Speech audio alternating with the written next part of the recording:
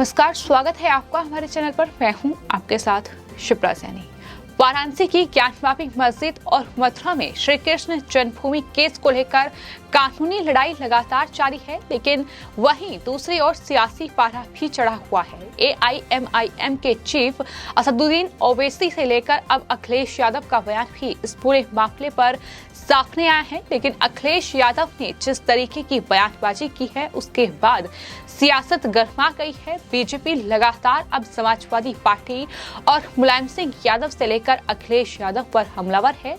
दरअसल अखिलेश यादव ने मीडिया से बातचीत करते हुए कहा कि कहीं भी पीपल के पेड़ के नीचे पत्थर रख दो, लाल झंडा रख दो, मंदिर बन गया।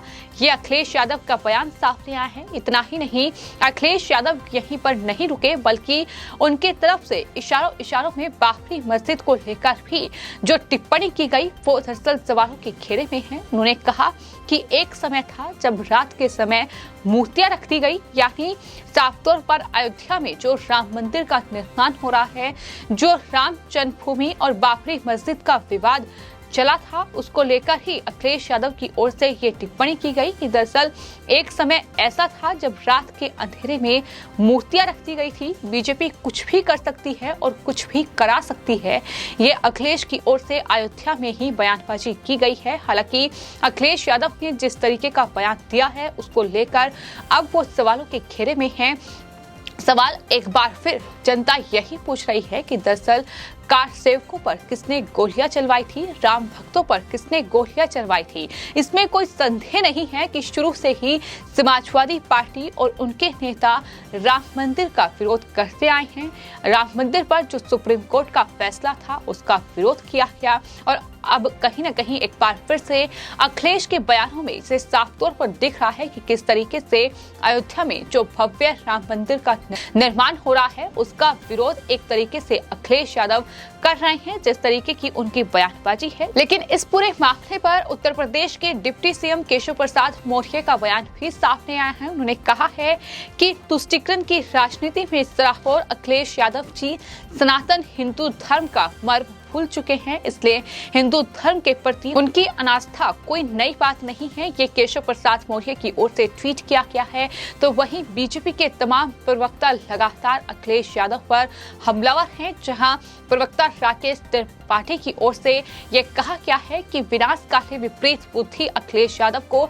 तो वहीं शहजाद पूनावाला ने भी मीडिया से बातचीत करते हुए ये कहा है कि अखिलेश यादव ने ये जो तमाम बयान दिए हैं, ये जाहिर तौर पर विवादित बातें हैं। उन्होंने ऐसा बोलकर हिंदू आस्था का माखौल उड़ाया है। बीजेपी नेता ने कहा कि ये वही अखिलेश यादव हैं जिनकी राजनीति निर्दोष राम भक्तों पर गोलियां चलवाने और पार्टी पर आधारित है। अखिलेश ने हिंदू साधु संतों को चिलमसी भी कहा था। उनकी विचारधारा कांग्रेस से मेल खाती है, जिसने भगवान राम का अस्तित्व मानने से ही साफ इनकार कर दिया था।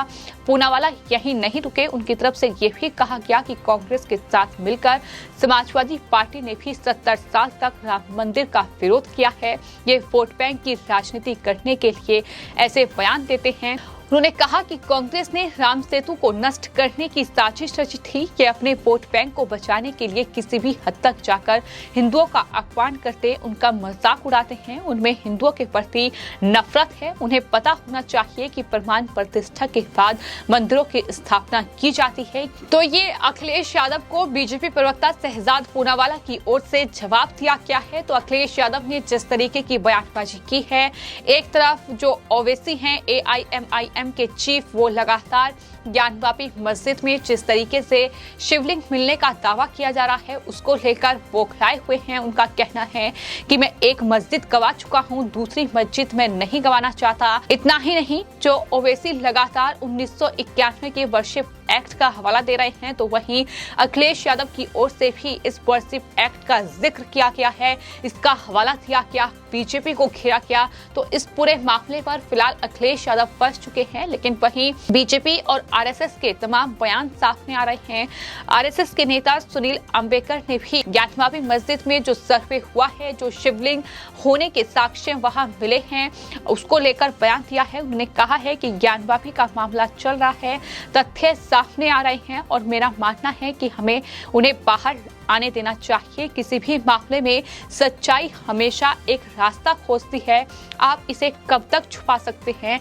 और मेरा मानना है कि समय आ गया है कि हम ऐतिहासिक तथ्यों को समाज के सामने सही तरीके से रखें कि उनकी तरफ से कहा गया है, सच छुपाया नहीं जा सकता। ऐतिहासिक तथ्यों को सही तरीके से रखने का समय आ गया है। तो ज्ञानवापी के मुद्दे पर ये आरएसएस का बड़ा बयान सामने आया है, जिसमें आरएसएस नेता सुनील अंबेडकर ने ये बयान दिया है। उन्होंने कहा है कि सत्य को छिपाया नहीं जा सकता और जो साक्ष्य मिल रहे हैं वो बाहर आने चाहिए। सच्चाई देश और दुनिया को पता चलनी चाहिए कि आखिर ज्ञानवापी का सच क्या है, जिसे जानने को लेकर हर एक देशवासी कहीं ना कहीं आतुर है। तो ऐसे में कोर्ट के फैसले पर सबकी निगाहें टिकी हुई हैं कि आने वाले वक्त में कोर्ट में क्या साक्ष्य पेश किए जाएंगे और क्या कुछ बड़े सबूत ज्ञानवापी के भीतर इस टीम को मिले हैं।